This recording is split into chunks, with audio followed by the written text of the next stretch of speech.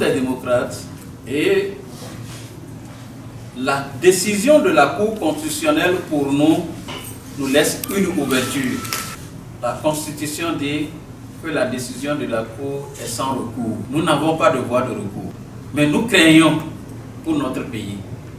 Nous craignons pour notre démocratie. Parce que si la Cour constitutionnelle est en mesure aujourd'hui de dire c'est tel qui va être à cette place, c'est tel autre qui va être à cette place, nous craignons pour les élections à venir.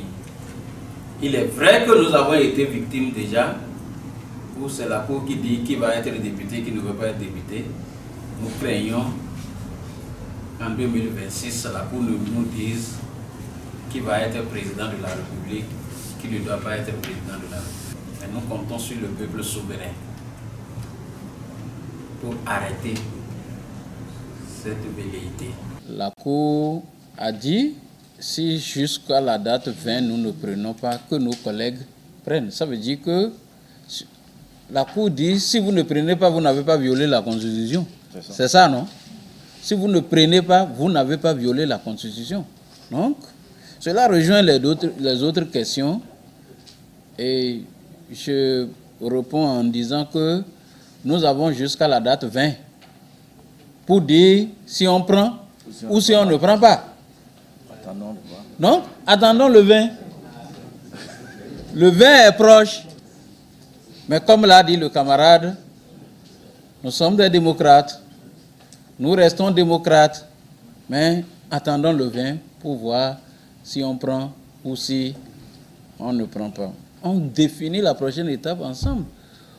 Vous êtes journaliste, vous n'êtes pas épargné par les affres de cette dictature, de ces impositions de loi au niveau de la Cour constitutionnelle.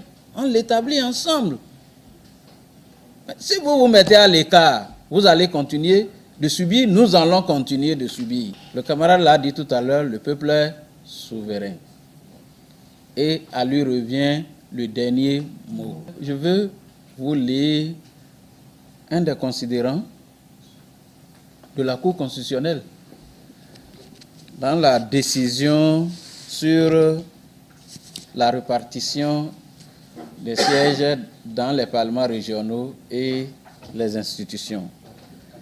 La Cour dit, écoutez bien, que pour y remédier et assurer la présence de l'opposition parlementaire dans ces institutions et instances, il est nécessaire d'attribuer le poste en ballotage au sein de la Commission béninoise des droits de l'homme au groupe parlementaire Les Démocrates.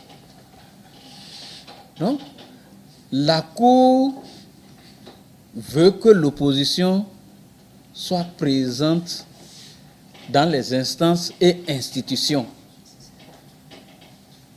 Je me suis posé la question de savoir, qu'a-t-elle fait, elle, la Cour, pour que l'opposition soit présente dans la Cour?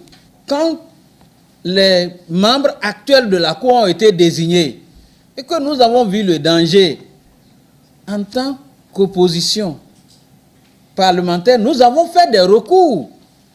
Cette Cour même nous a déboutés et a confirmé les membres qui sont là. C'est cette même Cour-là qui veut aujourd'hui que les démocrates, en tant qu'opposition parlementaire, se retrouvent dans des institutions. Mais qu'a-t-elle fait, elle, pour que l'opposition se retrouve en son sein? C'est pourquoi nous parlons d'abus de pouvoir. La Cour constitutionnelle choisit les institutions et les instances dans lesquelles l'opposition doit figurer. Mais celles où l'opposition ne doit pas figurer, celle qui doit juger des élections, l'opposition ne doit pas figurer. Faites un tour à la Cour constitutionnelle. Vous allez voir que les Béninois n'ont plus de justice, n'ont plus droit à la justice. Parce que tout problème, les brimades dont les Béninois souffrent aujourd'hui lorsque vous allez à la Cour constitutionnelle et que ça concerne l'État ou les institutions, la Cour se déclare incompétente. Et les brimades continuent. Et les populations souffrent. Des centaines de milliers de personnes jetées à la belle étoile par des décisions de justice sans indemnisation préalable ou mauvaise indemnisation préalable. La Cour se déclare incompétente et le Béninois souffre le martyre.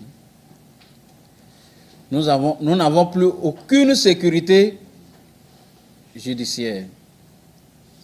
La justice n'est plus juge, les sages ne sont plus sages.